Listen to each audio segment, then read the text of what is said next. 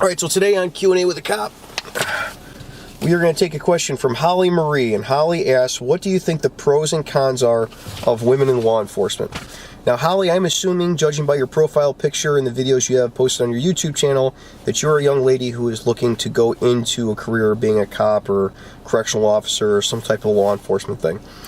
Now, let me tell you, I don't have any experience with being a woman in law enforcement, so I can't give you any knowledge about that particular topic. But I can tell you a whole lot about being a dude who's 5'2" going in law enforcement, because that's what I am. And a lot of the same things that I heard people say about women trying to go into law enforcement, I heard people say about me being 5'2" and getting a job as a cop.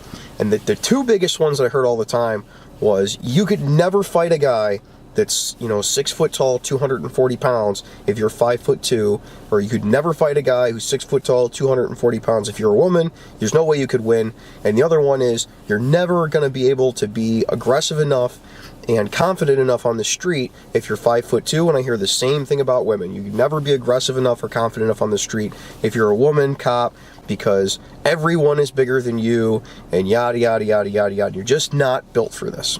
Well, let me tell you a little bit about that. This is something that I have a lot of experience with. I got that type of thing when I started, and I'll address the last one first. You can be as confident as you want to be. Don't let other people tell you the limitations of your confidence and the limitations of the aggressiveness that you could have on the street. Now, I've pretty well proven over the course of my career that my confidence on the street and my aggressiveness on the street doesn't have anything to do with my physical height. And a lot of the people that said that when I first started on the job at my agency have had to eat crow over the years and are continuing to. And I go to the other one, which is that you could never fight with someone and win being a woman, or you can never fight with a 6'4" guy that's 240 pounds if you're 5'2" and win. And let me tell you something about this. I have been fighting with a lot of people over the years, and I've seen a lot of female officers fighting with people over the years, and I've trained female officers, and I am currently a defensive tactics instructor. So not only am I very well capable of fighting with someone that's 6'2" and 240 pounds, but I teach other people how to do it. There aren't limitations because of your height or your gender. There's no part of genitalia that comes into fighting with people. Fighting with people comes down to your skill level, your physical health, not necessarily raw strength, but your physical health, and the ability to stay calm during the fight. Now, none of those things have anything to do with your gender or my height. Could being really, really strong help? Yes, and that's why I work out regularly. That's why I try to keep my arms and shoulders and legs and core and everything as strong as I possibly can, and that's why you should do the same if you're going into a career in law enforcement. It's a way bigger problem that we have guys that are 350 pounds, which, mind you, are very often the ones that say those things about you and me, than it is what your genitals look like or how tall you are.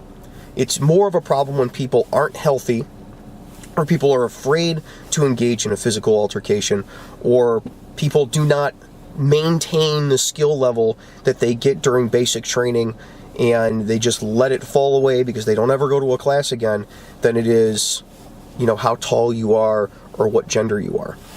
I have seen female officers who are shorter than me, 5 foot tall, 110 pounds soaking wet, literally climb up guys' arms to pull them to the ground.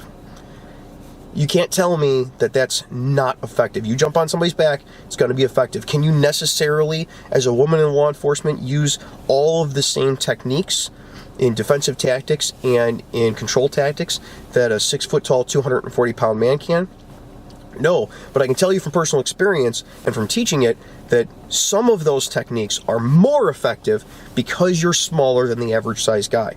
I can tell you from personal experience that being lower to the ground can sometimes help in some of the control techniques and with some of the defensive techniques. So Holly, if you are considering a career in law enforcement, don't allow the detractors, don't allow the 6 foot tall dudes who don't want anybody that isn't exactly like them backing them up on a call, don't allow them to distract you from the goal. the pros and cons of women in law enforcement and the pros and cons of being 5'2" in law enforcement are not nearly as important at your stage in the game as the pros and cons of how well you will fit into law enforcement. If you're the type of person who can walk down a dark alley at night and not be scared because you're confident that you're going to be able to handle any situation that comes up, if you're the type of person who likes to go out and talk to people every day and isn't afraid of people rejecting them, if you're the type of person who doesn't get tunnel vision in emergency, who works well in emergencies, then you are the type of person that law enforcement needs. And as far as the 6 foot tall, 240 pound guys, I can tell you also from personal experience that I've met some 6 foot tall, 240 pound guys that were terrible, terrible cops. And nobody ever talks about them. Holly, good luck with your career. Good luck with your journey out there, whether you decide to go into law enforcement or not. But I don't think there's any reason that your genitals should be an issue with you being a cop if you want to be. I'd like to thank all the Patreon supporters, and especially the shift supervisor level Patreon supporters that we have listed here.